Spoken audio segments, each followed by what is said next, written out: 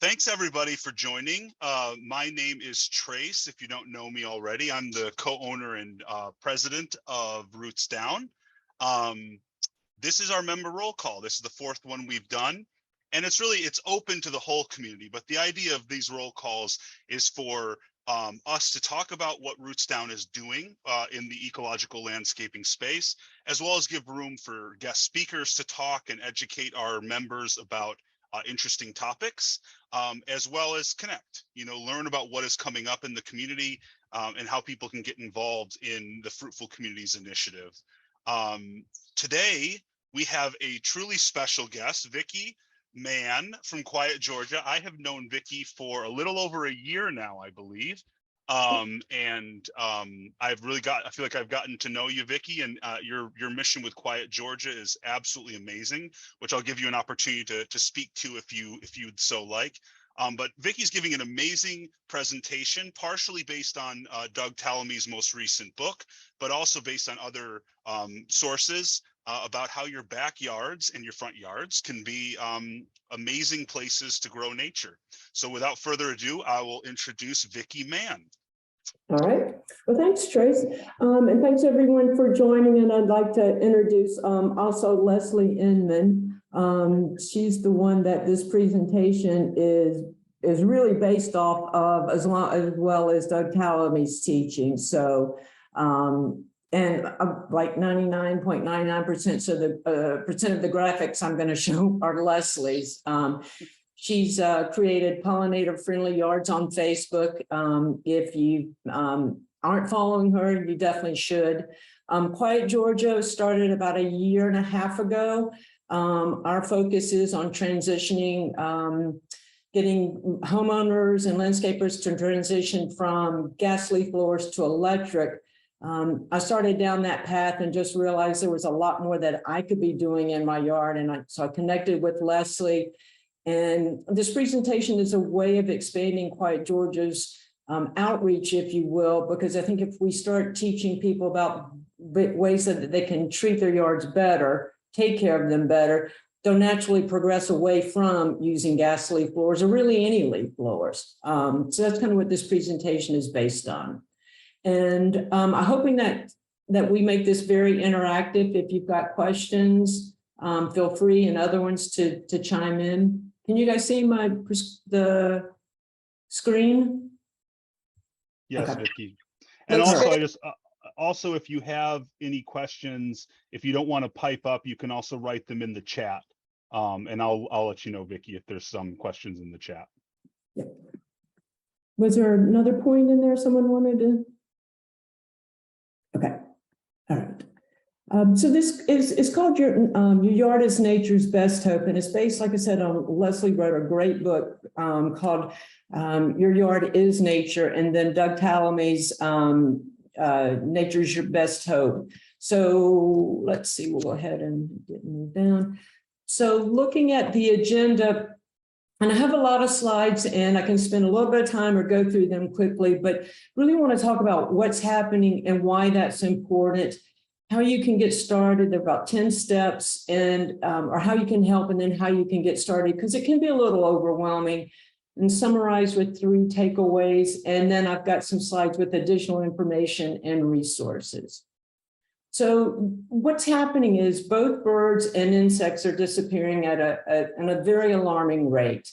I don't know if people have seen the studies, but we've lost over almost 3 billion birds since 1970. Insects are disappearing at a significant rate as well. And so that's really what's driving this presentation is we're losing the birds and we're losing the insects. And then we think, well, what's the big deal with that? I mean, aren't we always losing, animals and that sort of thing? The reason it's important, and especially when we start looking at what we can do, insects, and a lot of people think of them as pests or bugs. They're actually crucial pollinators for the planet. 3/4 of the crops we grow need pollinators. And the thing that really resonated with me was insects can survive without us, but we're not going to survive without insects. And I don't think enough of the population understands that or gets that. But you take away humans, insects will live forever. You take away insects, we're not going to last real long.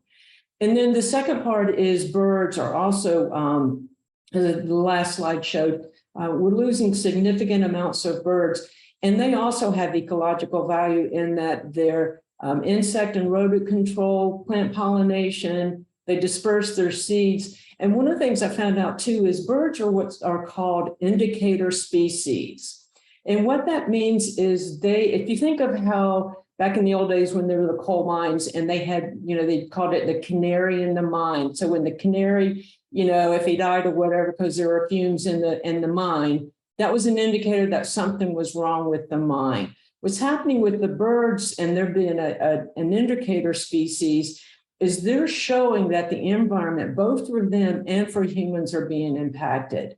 So, and like I say, birds don't need us, but we certainly need birds. And so that's really, what's happening and why it matters.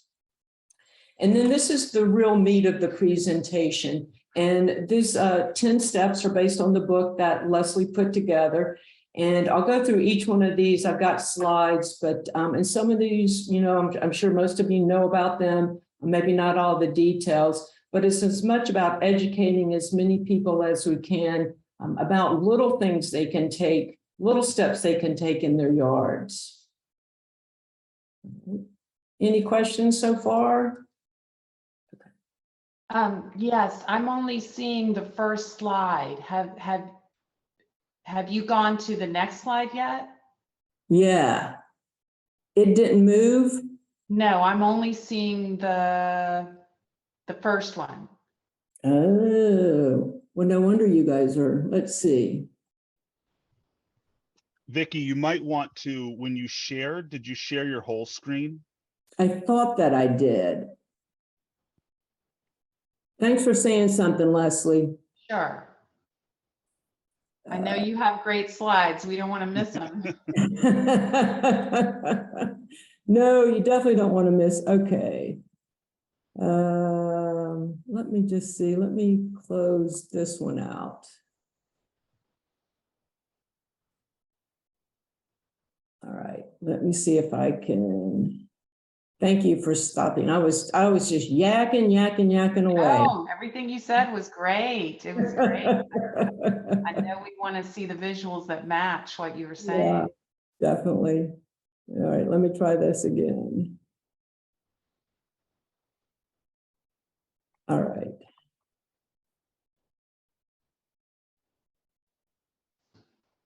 All right, let me know. Can you see that slide? Yes, yes. Yay. Yes. All right. Yay. So here's the agenda that I just went through like really quickly. This talks about why the birds and insects are disappearing. And then talking about why it matters. And I'll make all these slides available after the presentation as well. So, and then these are the 10 ways that are going to be covered in this presentation. So don't need to go back over any of that or just keep proceeding. Go. Okay. All right. So planting native, I don't want to assume too much because I know I heard about native plants, but it's like knowing on a high level, but not really on a detailed level. So when you look at what native plants are, is they're plants that are actually have been here before any humans got involved or changed them or made any introductions. And the reason native plants are so important is they've coexisted with insects and pollinators so that they've evolved together and it's a much more sustainable habitat. And if you look at this slide on the left, the challenge is conventional nurseries, Home Depots, Lowe's, they're selling an entirely new ecosystem. So, and I have to say, this has been a learning curve for me because I've got a crepe myrtle in my yard. I've got loropetalums. It's just learning that there are alternatives to what's being sold in big box stores, and there are much better alternatives, and that is choosing to plant native plants. And because what's happened is those were introduced probably 400 or 500 years ago when people came over and started, populating America. They brought over plants from Europe. and that sort of thing. So that's really is so critical to think about planting native going forward. The second step is leaving the bugs for the birds. And I think this is where people get caught up in bugs and pests and think that, they don't want them around, but is so critical for birds and for insects that we're leaving the bugs for the birds. And matter of fact, Doug Tallamy quotes that 96% of terrestrial birds feed their young on insects. So no insects and no birds. And I love this slide that Leslie put together, the bugs, they're not pests, they're bird food. So I think it's, important to keep that in mind. And shrinking the lawn, and this is definitely will take a cultural shift for so many people. I know in the neighborhood I live in, it's just immaculate yard, but there's so many challenges with the lawn. And first and foremost is it's basically a dead zone. They provide no value to plants or birds. They're just a monoculture, just terrible for the environment. And you can see how much they use with gallons of gas, how much CO2 is emitted. Look at this is a stunning one: 9 billion gallons of water a day being spent on lawns. It's really crazy when you look at it, but it's also what people are used to. And that's going to take a real shift, getting people to think, okay, maybe I don't need as much lawn. You can certainly have some, kids are playing, I've got dogs, I've got a backyard where I want grass. But they can certainly look at shrinking the lawn so that we've got a better habitat for our birds and our bees. Hey, Vicki, can I add one little thing to this slide? Please, Trace, and all you guys jump in on this, yeah. Well, I just wanted to kind of put this in context, this 45 million acres of lawn. The US grows only 10 million acres of orchards in the US. So if we were to plant orchards on our lawns, we would be able to increase fruit production by 5 times what we're doing currently. It just kind of shows you how incredible the amount of acreage devoted to lawns. Yeah. All right. The next one is don't use pesticides or fertilizers. And this was one, and I get frustrated sometimes, when I'm talking about gas leaf blowers and I don't see people making changes, even when things are pointed out. But for me, for a long time, I was treating my lawn with pesticides. I wanted the perfect green lawn. And the more I started following what Leslie was doing and Doug Tallamy's, I realized that, I really don't need to treat my lawn. So I understand it takes people a while to really kind of start getting these and making the connection on what they're doing. But it is so critical, not only from, that they are definitely, I think I read somewhere there's 70 studies that have linked pesticides to certain forms of cancer.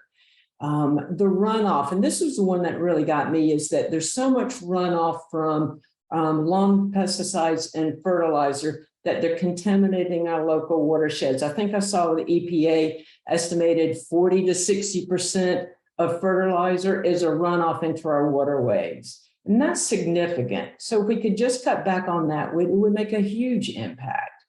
And I love this graphic because I live in a neighborhood where a lot of people treat their lawns and they've got children.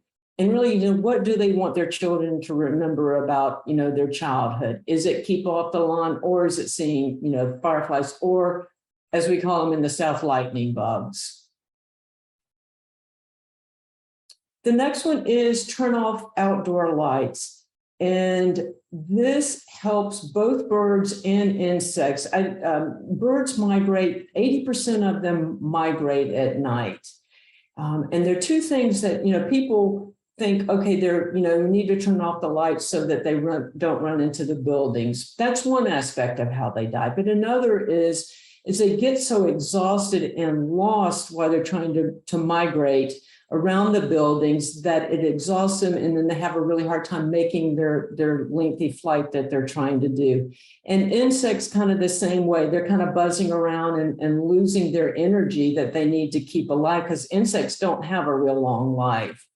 And one of the things I noticed tonight on the Audubon Facebook page is tonight is a peak migration night in Georgia. I think they're estimating 13 million birds to migrate tonight. So if you are in Georgia and if you have any outdoor lights, please consider turning them off.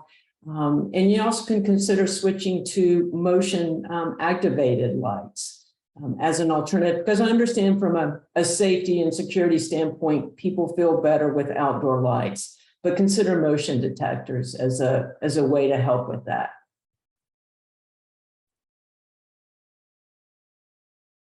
All right. Learn about native bees. And I know a lot of people have a hard time with bees, and I've got a follow-up slide about the truth and myths about bees. But bees are responsible for 1 out of every 3 food bites we eat, and that's significant.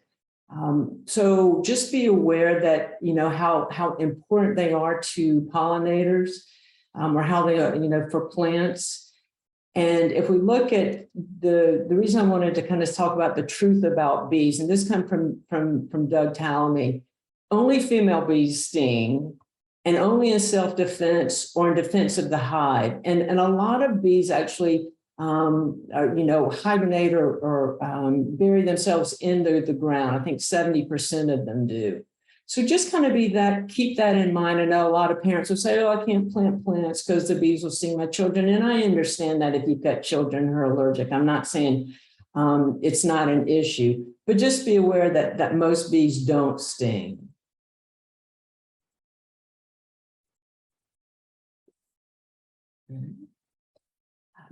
This is one near and dear to my heart, talking about gas leaf blowers and bringing back the peaceful yard. And I think most everyone knows, but just to kind of go through. So gas leaf blowers don't have catalytic converters, which cars do, which is why gas leaf blowers are so much more polluting. They also pollute by blasting the pesticides and mold and animal feces into the air. They've got dangerous levels of noise, and they destroy soil health and pollinator habits. A number of cities have banned them, and in Georgia, we're hoping that some cities and counties may take action. The one thing that we like to point out, though, at QuietGA is you need to be careful. We do, talk about we'll go to electric, and that's certainly an option. But just be cognizant that electric leaf blowers, especially as they get more powerful, they're going to do the same amount of blasting pesticides and mold and that sort of thing. What we'd really like to see is people just move away from leaf blowers. Like, there's really no need to blow your yard. I see that happening all the time. I mean, it's great to leave the grass clippings on the yard, mow or rake, rake, sweep. They're just other things to do than just blow, whether it's gas or electric. So kind of keep that in mind as far as your alternatives to gas leaf blowers. The next one is feed the caterpillars. And there are really two kind of pieces to this. Number one, they become butterflies. We're just, are just gorgeous. And I love this slide on the left where it talks about, oh, I'm seeing bugs on your garden and see caterpillars are eating your leaves. And I think that's another thing people need to get used to is their leaves are going to get eaten by bugs. And that's okay. I mean, that's part of nature and what should happen. And then caterpillars do grow into butterflies. The other piece of that is baby birds eat tons of caterpillars. Caterpillars are actually more nutritious for baby birds than any other insect. They're easy to digest and they've got tons of protein. And so that's why they're so important that we are, planting plant species, tree species that encourage more caterpillars. Number 9, leaving the leaves. And I think you're seeing more and more campaigns about leaving the leaves. They are food and shelter for everything in our yard, butterflies, birds, bees. I know that they build nests with them. And the thing is, if you'll leave them, or if you can't leave them on the lawn, and I understand that, is, create a wild area or a brush pile where you can rake your leaves gently, if you can, into a wild, what we call a wild area in your yard. And what's great is next spring and autumn, you'll see more butterflies and you'll see more fireflies. And it doesn't have to be this really big, obnoxious pile. You can gently rake them and they end up decomposing over time anyway. I know that I've done that in my yard for years, and it ends up great because then it decomposes into soil. It's black gold basically.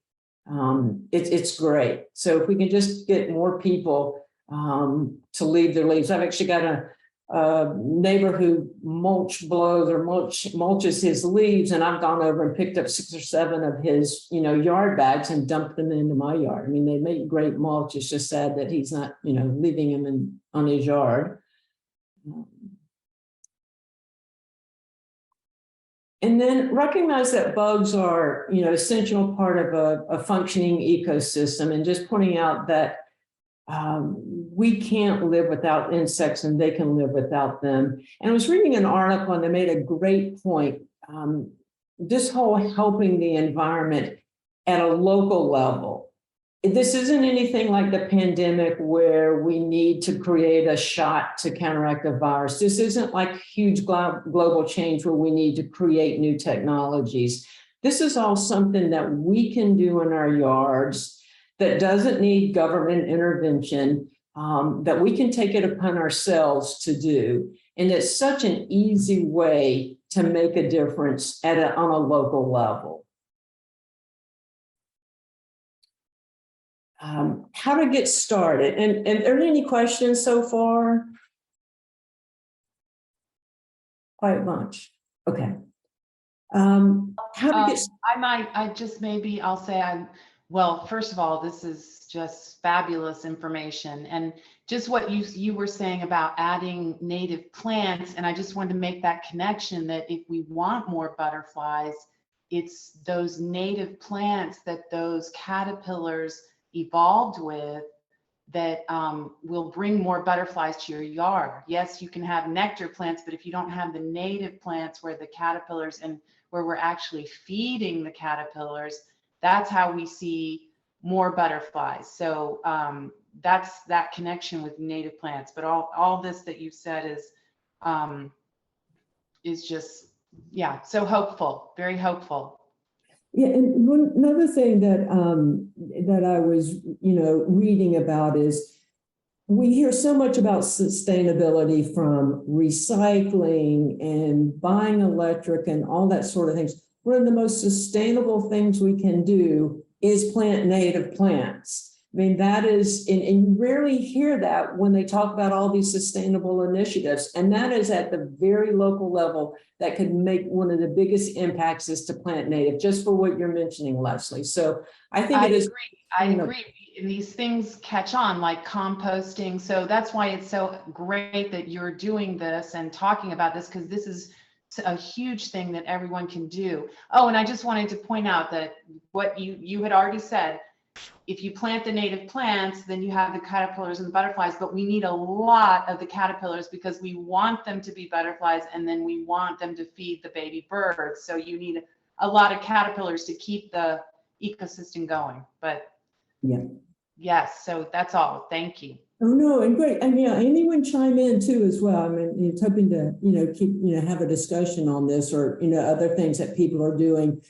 But I do know that it can be overwhelming for people. And I would like to point out, you don't need to do it all, and you don't need to do it all at once. One of the things you can do is just spend time assessing your yard. Look at where you're getting sun or what's in the shade, what's, dry, what's moist.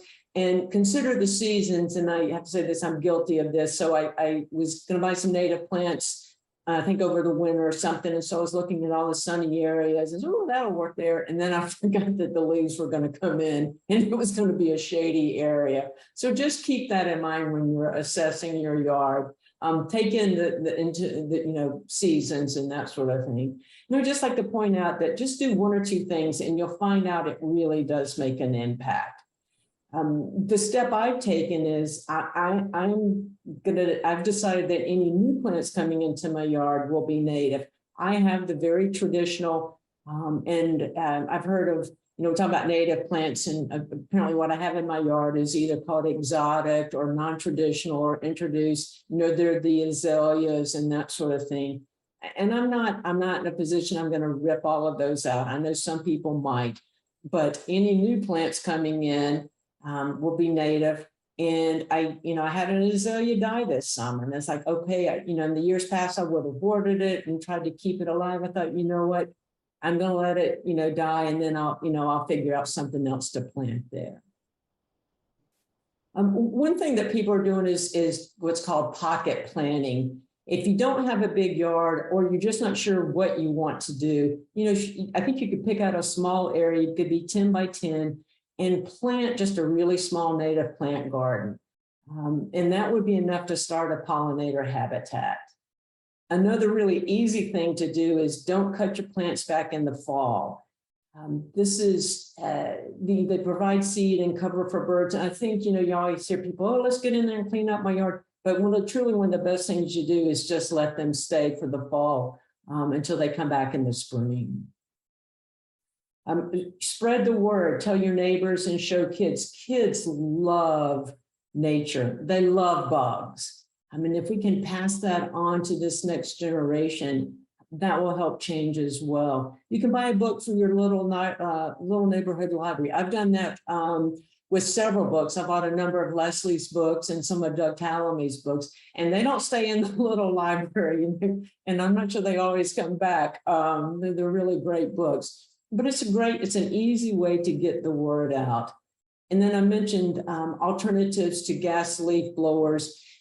Ask your landscaper to switch to electric.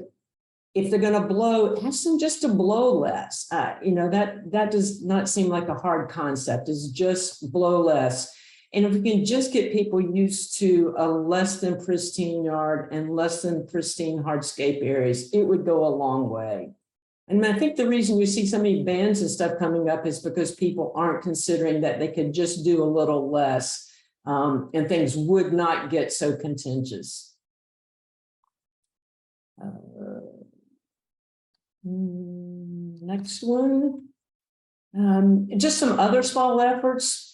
Plant a milkweed on a pot, or plant any native plant. If you don't have a yard, or do you want to go to that, just pick a native plant and plant it in a pot. Start with that. There's a movement called No Mow May, and I wonder if that really should almost in April be No Mow April for Georgia, because our lawns come up early. But there is a nationwide movement calling No Mow May.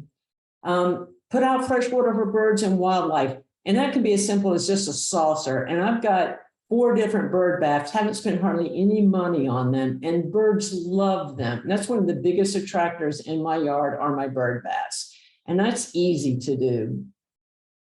Try to leave it alone gardening. Don't do anything. Don't, as far as, let your, don't, I know you got to cut your grass, but don't be obsessed with the weed-free lawn. That's, since I've stopped using the pesticides, my lawn's getting weeds. And that's, I'm learning to be okay with that, because it's much better for nature. It's much better for me than to have a pristine yard.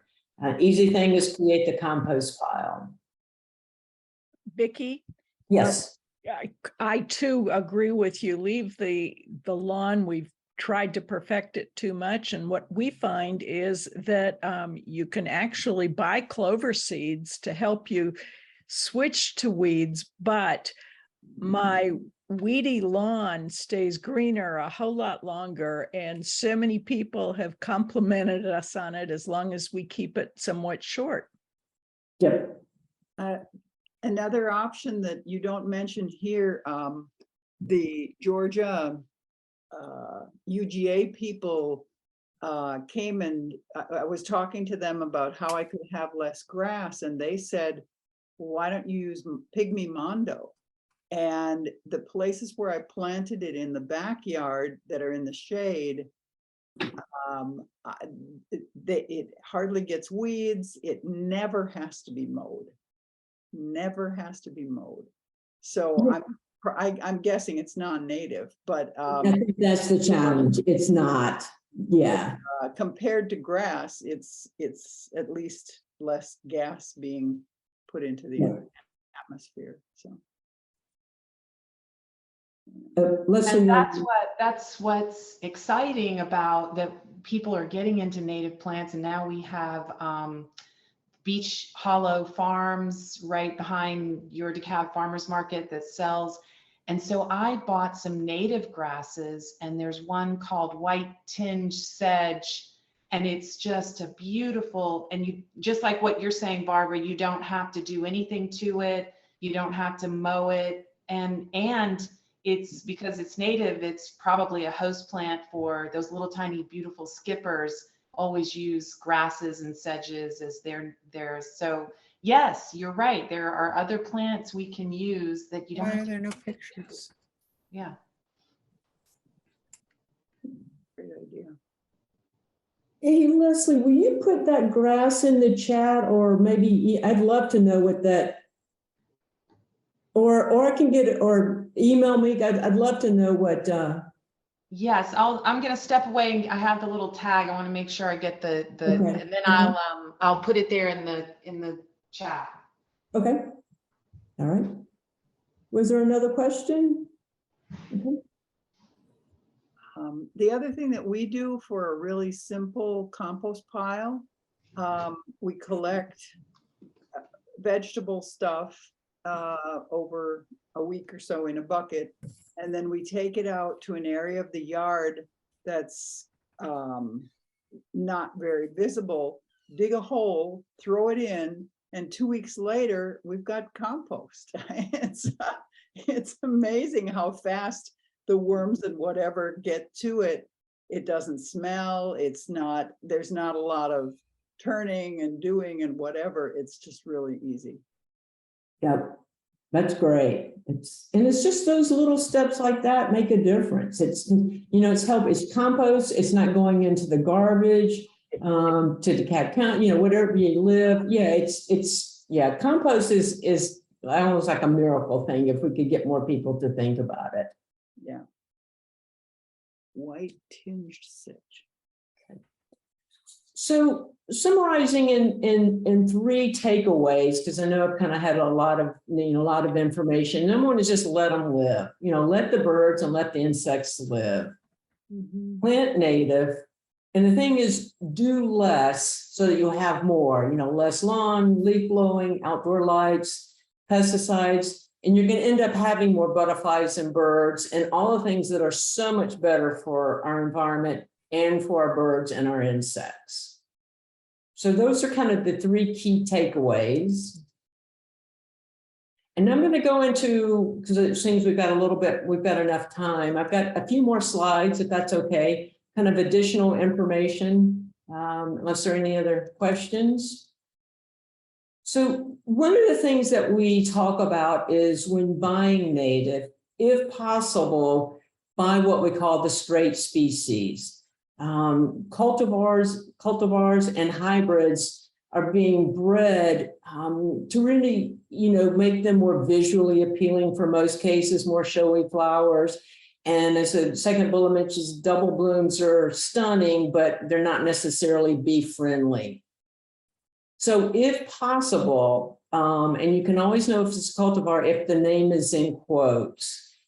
If you're shopping at any of the true native plant stores, they're not I think very few, if any. I know like Beach Hollow, they're not going to sell cultivars. So just really look for the straight species if you can. The second, when you're looking at native plants, if possible, is plant what are called keystone species. And these are the ones that really drive the most caterpillars and insects. And the slide here to the right shows, the trees that are keystone plants. and then the shrub or the actual perennials that are keystone species. And those are going to attract and support more caterpillars and more butterflies. And I think there are a few more than that as far as keystone species, but those are huge and significant to consider. This is a big one in Georgia, mosquito control, since we're telling people not to spray for bugs and that sort of thing. This is something to consider, and I tried it late this summer. I'm seeing a little bit of a decrease. I think I need to do one more. But as far as mosquito control, you've got this homemade mosquito trap that you can make. It's a bucket with water, straw and hay, and then the mosquito dunks. The easy thing is eliminate standing water, use fans. And the other thing to just keep in mind is plant native plants that attract dragonflies. And those are Joe Pyeweed, black-eyed Susan, white yarrow. I think there are probably some other ones. But try to focus on ones that are known for attracting dragonflies. And I had a lot of dragonflies this year. They were magnificent. And I had planted Joe Pyeweed, not a lot, but I've got some. But that's definitely something to consider with help controlling mosquitoes. Oh, well, my dog, sorry. And I love this graphic by National Wildlife Federation. So on the right-hand side, it shows the traditional yard with, lawnmowers and, the traditional mow guy. But on the left, and if you're creating the gardening for wildlife, you really want to focus on providing food, water, cover, and then, shelter for raising young. And I know that's ideal and can't do it all at once, but there's something to strive for. It talks about songbird babies and, Leslie was mentioning caterpillars. They need thousands of caterpillars. You talk about native plants. Another reason for, native plants is they use less water. They help control runoff better. So I love this slide as a way to show, okay, what we used to do and what we can be doing. And then one of the things that Doug Tallamy talks about is homegrown national park. I'm not sure if you've heard this term, but people think about conservation and they think about, well, we're doing conservation in our national parks and in our local parks. That should be okay. But the challenge is there's not enough land in these national parks and they're not all connected to each other. And that's why shrinking the lawn, things that, when Trace was talking earlier about, that we can have so much more impact in our lawns if we could get people, one, to scale back, and then thinking about planting native where that, our yards then become what they call corridors, that if we're all planting native plants, and again, your whole yard doesn't have to be native plants, but at least plant some so that we're establishing this homegrown national park. And I love that term by Doug Tallamy. I think he's got a whole website on it. And I think it's a great concept for people to understand that we really need to restore habitat where we live, work, and play, not just restoring habitat in our national parks. That's not going to save the planet. What we do in our yards is going to save the planet. And that's how I feel. I don't get up on my soapbox. And then the next few slides, and this is focused on, I don't know if we got people outside of Georgia. So there are a couple of native plant organizations, the Georgia Native Plant Society and Wild Ones. If you're on Facebook, the Georgia Native Plant Society does a great job of highlighting native plants. Almost every other day, they make a post about what's in season. Wild Ones, I think there are different, I think, chapters being established for Wild Ones. Can I just say, and I can write. Give a plug. Yeah, we just started a new in-town chapter of the Georgia Native Plant Society, and we're having an annual meeting and plant swap. Of course, it's Native Plant Society, so only native plants where it's swapping. And also it's good, even if you don't have native plants, to come, and we're all there to help you get started. So it's at Zona Light Park this Sunday, the 18th at 1 o'clock. And I'll have my booth there, and And there'll be lots of interesting things going on. So the new in-town chapter of the Native Plant Society. And I'm so sorry I'm going to be out of town for that, Leslie. I would love to come. Sorry about that.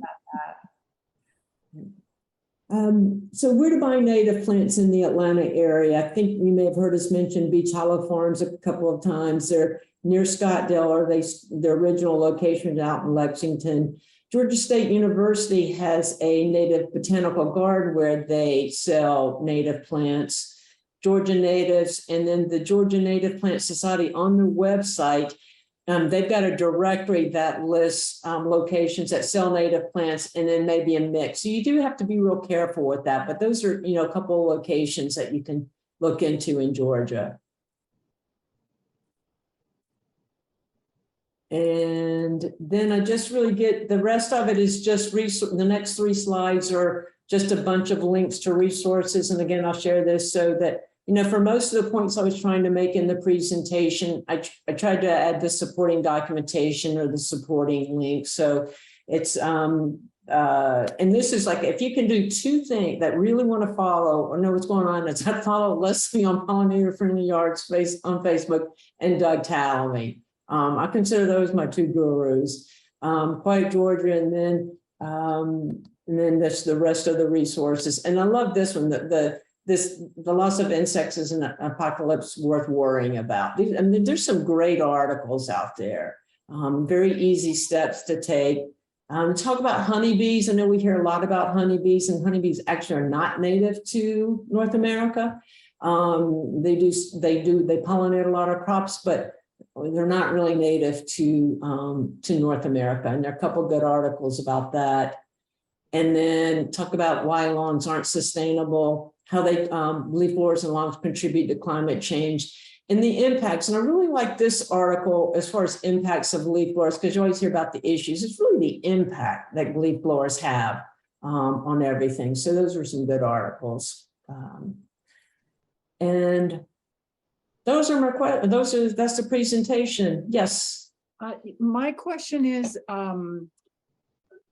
I am a Friends of the Park person, and I was wondering if some of these educational things about how to change the way you use your yard, there's a couple of really good ones that could be on our bulletin board. Oh, I love that.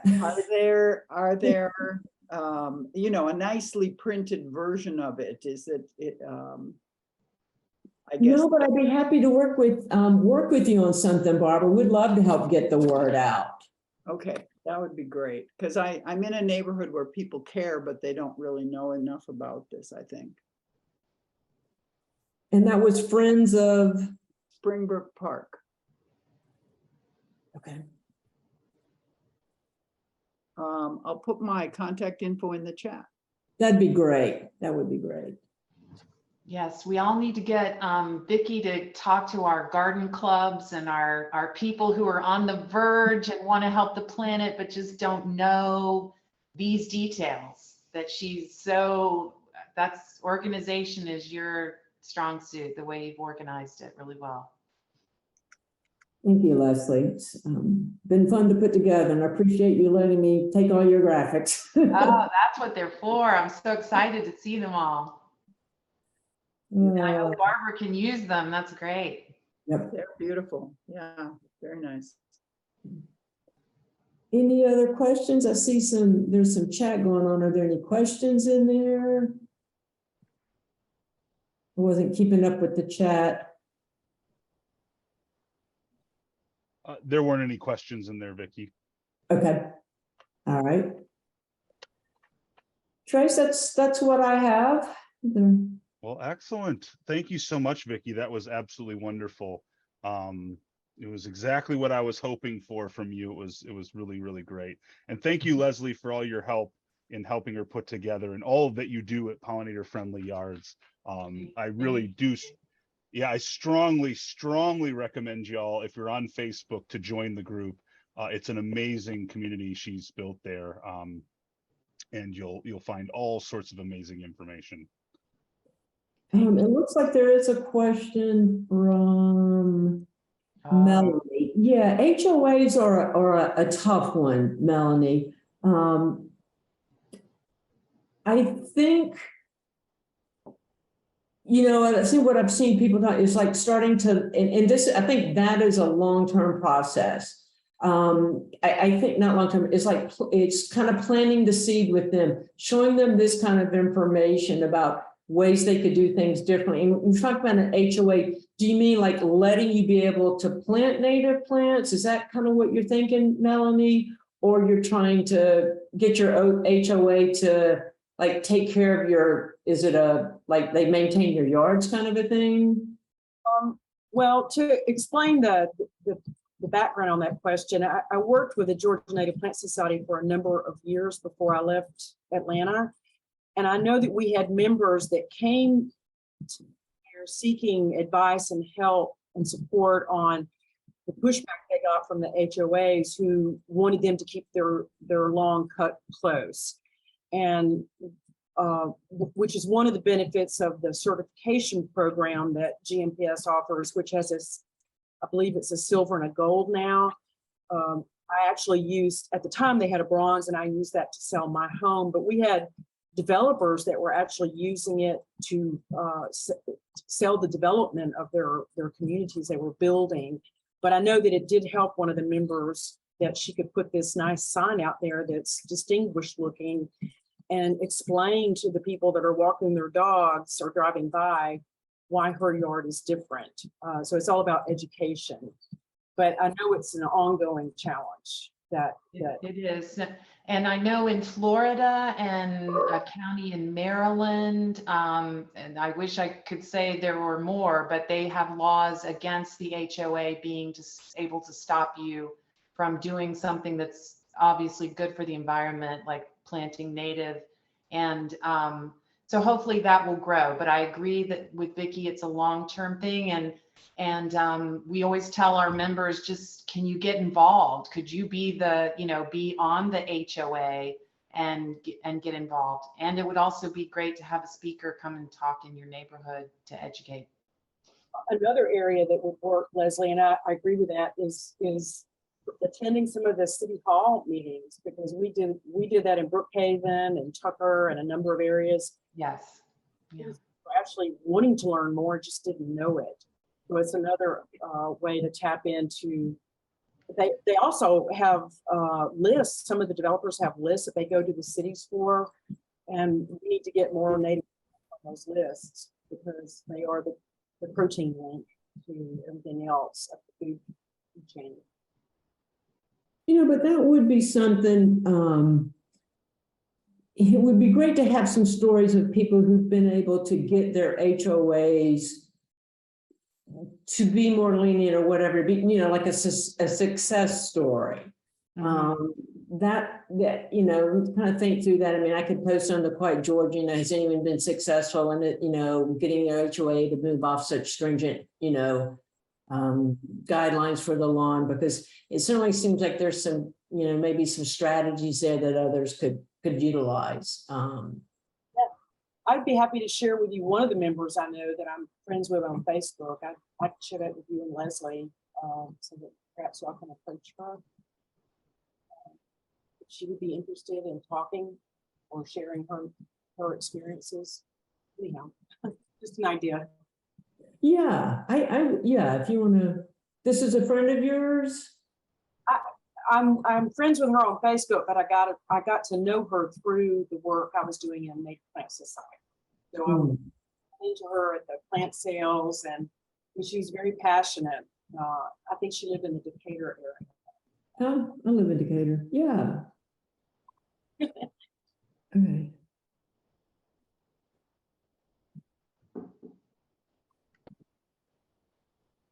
So this is Canton plant palette for developers to use. Wow, that's great. To remove invasive species and add more native plant material. Right. That's great. Yeah. Some good stuff. Any more questions for Vicki? Or Leslie, or any comments or anything? I just want to say thank you. This was really a wonderful presentation, and I have another meeting to go to, so All right. I'm going to sign off. Thanks, Barbara. Barbara. Barbara. So I'm going to share my screen to kind of finish up the meeting, and then we can let everyone go. Trace, can I ask a quick question? Yeah, absolutely. It may be more for you, but first of all, thank you, Vicki, for a really well done presentation. Excellent information. Thanks, Leslie, for all you do. I've been a member of both of your groups for quite some time now, so I really appreciate the advocacy that you both enact. But Trace, I'd heard that Rootstown was hosting an event where it was like bring your lawn guy, or what was the I'm sorry, I don't know if the Yeah. it was Yeah, it was an hour for lawn care professionals. Did Yeah. anything happen with that? Yeah, it was a successful event. It was called Landscaper Happy Hour. We're actually going to start doing it every other month. And really the goal is to try and lessen the fears that landscaping professionals have about these changes. These changes are happening. They're going to happen, and they can either get with the program or fight it. But I wouldn't recommend fighting it. And so our goal is to really kind of offer them information, work with them on informing policy with our county and city officials, so that they have an off-ramp for their current practices. To that point, we are launching next month, October 1st, we're launching the grower program. It's going to be nested certifications. So ultimately it'll be level 1, 2, and 3 in design, installation, and maintenance. It will be for landscapers, but it will also be for anyone who wants to get into that industry or wants to learn more about being a land steward. Level 1 certification for maintenance is launching at Georgia Piedmont Technical College in October, and we're already starting to fill up the first cohort for that class. One of the key kind of big changes we've been able to work on is that the DeKalb County Board of Commissioners just passed the Fruitful Libraries resolution. So what that means is that they're committing $250,000 to building a plan for all of the libraries, all 23, to transition their landscaping to the ecological landscaping paradigm, or productive urban landscaping paradigm that Rootstown advocates for. So this is 23 libraries. They touch 75 acres of public land. This would be arguably one of the largest public investments in this type of landscaping in the country when they actually move forward with it. But at this point, they've committed $250,000 to building the plans. We'll be talking a lot about the RFP that's coming out about that plan. We'll hopefully be working very closely with the whatever planning firm comes online, wins the RFP, so we can help inform their policies and the planning process itself. But beyond that, we've also launched our second cohort of the Green Hive, which is our youth education program. So we've got 11 more college students who are going through the program. That was what I was a little bit late for today. I was coming back from that at Fellini's. We had that tonight. And there's a lot of, I want to tell y'all to kind of piggyback off what you said, Leslie, about hopefulness and how much hopeful all this is. The DeKalb County has been remarkably open to these types of policy changes. Now, it's a big thing. I mean, DeKalb County has $1 billion annual budget, right? And this is like we're trying to change $1 billion corporation, right? There's a lot of departments, a lot of people doing a lot of things, and there's also a lot of people invested in just doing their jobs the way they've always done it. But the political leadership, especially, as well as the departmental leadership, has been very open to these changes. So I would expect over the next several years, we're going to start seeing major changes happening in DeKalb County. And then hopefully with the work that Leslie's doing, with the work that Vicki's doing, and several groups, and there's all sorts of groups that are coming online or have been around for a while, we're hoping to see Atlanta Metro really starting to lead in this area. Landscaping industry is too dirty. It's been doing the wrong thing for too long, and it has too many resources to be continue to be allowed to operate the way it's been operating. One statistic that Vicki, you didn't have in your presentation is, landscaping is almost $130 billion annually. So when I hear people say we don't have money for climate change, I call BS on that, because we've just spent over $1 trillion in the last decade mowing our lawns effectively and planting non-native species that are all going to die in 5 years because they can't be maintained properly. So the money's there. We just need to tap into it and start to shift the industry away from its current highly polluting and ecologically damaging practices over to this paradigm. And so we're starting to make some serious progress. Yeah. It's great. I mean, people are really pumped about it. And I think, one of the things is people who are interested in ecological landscaping tend to feel like lonely or kind of like the freaks in their neighborhood, right? But the truth is there's tens of thousands of us in DeKalb County. We all just got to get together and show that we're a very large, very active voting bloc who should be paid attention to. And I love to know that they're out there, because I certainly feel like the odd man out on my street. But I go to visit my daughter in Vermont, and one woman had cordoned off a wildflower meadow in her front yard with signs explaining to people. And then I just went to Austin, Texas, and with the Lady Bird Johnson Wildflower Center. They're a lot more, they're way ahead of us in seeing their yards as habitats and putting in beautiful native plants. Yeah. One of the good things about not being first is that everyone else made the mistakes already, so we can just zoom right to the solutions. So we don't have to waste all that time making the same mistakes. So I love all of the sharing. I have to say, Leslie, I'm a huge fan of your page. I love all of the sharing that goes on, in the sense of community. It really is doing a lot of the work of bringing people together around these concepts. So thank you so much for all the work that you're doing. Thank you for what you're doing. What I would like to do is we're over time, so I'm just going to kind of skip ahead. We definitely had a very lively Q&A today. So we'll just kind of skip ahead. I just want to give you the last things that are coming up, just to let you know what's going on in the Roots Down world. We've got our upcoming event. If you're in the Atlanta area, we've got on the 22nd, we're doing our next Policy and Pints. That is likely to be at Scepter Brewing in Oakhurst. So a great thing about Scepter is it's 1 block away from the Wild Center. So in the Oakhurst Community Garden. So if you're interested, you can kind of pop over there. It's a nice little 1 block walk, and the Wild Center is an amazing space if you haven't visited yet. But stay tuned for more information on that. I also would be remiss if I did not mention our app. You can get it on Google Play. You can get it in the App Store.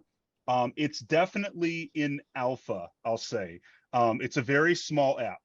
We don't have a huge membership yet, but it's growing. And this is kind of, how often do you get the opportunity to shape the way a new social media platform will be growing? So everyone who comes online and joins the community is a huge part of the community, because it's kind of small at this point. But one thing that we've made, what you can do in the app is there's 3 primary tabs. There's Connect, Learn, and Act. It's slightly different than this graphic shows. We've updated it. So Connect is where is essentially a social media platform. So it's peer-to-peer learning. So it's similar to like what Leslie's doing with Pollinator Friendly Yards. It's similar to a Facebook group. So you can share your stuff, like, comment, all that kind of stuff. And the learn is going to be micro lessons and blogs and videos and things that you can learn about different topics, like deeper dives into all, each slide of your presentation, Vicki, could be 3 or 4, additional deep dives going more into detail. And then the last piece is the ACT tab, and that will be where you'll be able to get action points, which you'll be able to redeem for different money off of local businesses, as well as off of Roots Down merch, getting additional welcome kits, things like that. You'll do that by doing action plans. So they'll be like, if you've ever used Noom or Duolingo or something like that, there'll be little micro lessons around different topics that you can take them at your own leisure, and then when you complete them, you'll get badges, coupons, and other action points that go towards different benefits. So go ahead and download that. Obviously, spread the word. If you're going to do one thing related to social media, I would go ahead and go on Facebook and follow QuietGA and join Pollinator Friendly Yards. That's what I would do this week. If you're going to do another thing, I would set your calendar for October 11th. That's going to be our next one. We're having Emily Craven. It's Emily, not Emil. Sorry, I missed a Y there. She's the CEO and founder of Story City, and she's going to be talking. Story City enables you to like nonprofits to build like stories, so like geocache stories, so that if you go to a location, you can like do activities like puzzles and things. It's really interesting interactive storytelling, and she's going to be talking about how that can be used for ecological storytelling. This is especially valuable if you know anyone who's on, Barbara left the call, but if you know anyone who's on a Friends of a Parks board or any kind of nonprofit that is trying to get people in space, Story City is an amazing platform for that. So I think this will be a great presentation for y'all to join in on. So mark your calendars for that. And then the one action item this month is going to be very simple. Download the app, join, it's totally for free, and just post one time. Just post, say hello, introduce yourself to the community, and maybe tell us a little bit about what you're interested in and why you came to the app, other than Trace told you to do it.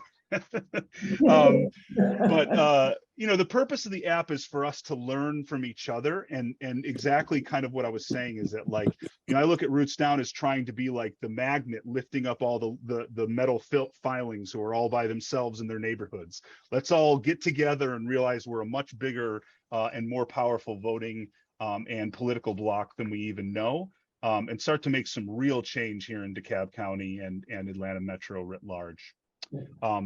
Thank you all so much for coming. Are there any last questions before I let y'all go?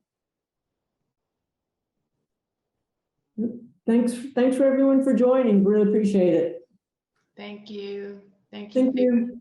Thank See you you. all. See you in the app. All right, bye everybody. Bye. Thanks, everyone. Hey Sandy, it's QuietGA. QuietGA, right, Vicki? Yeah, QuietGA. Yeah. No problem. Thanks, everyone. All right, bye everybody. Bye.